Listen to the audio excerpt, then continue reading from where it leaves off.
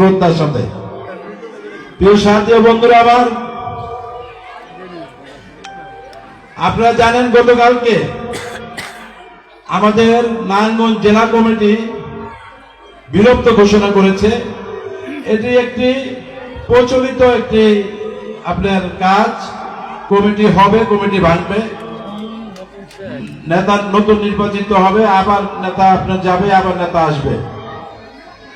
কিন্তু ইম্পর্টেন্ট যেটা আপনার, আমরা যারা মাঠ পর্যায়ে কর্মী আছি, আমাদের সবার ঐক্যবদ্ধ থেকে জনগণের পাশে থেকে আমাদের কাজ করতে হবে।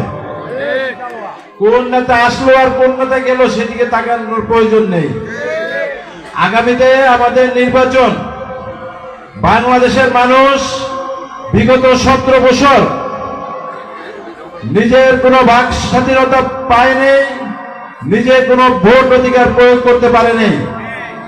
ইনশাআল্লাহ বর্তমান যে সরকার আছেন, আমরা আশা করব তাদের মাধ্যমে একটি সুষ্ঠু নির্বাচনের ব্যবস্থা আগামীতে হবে এবং সেই নির্বাচনে আপনারা সাধারণ মানুষ আপনাদের ভোট প্রয়োগ করতে পারবেন, নতুন ভোটাররাও ভোট দিতে পারবেন ইনশাআল্লাহ।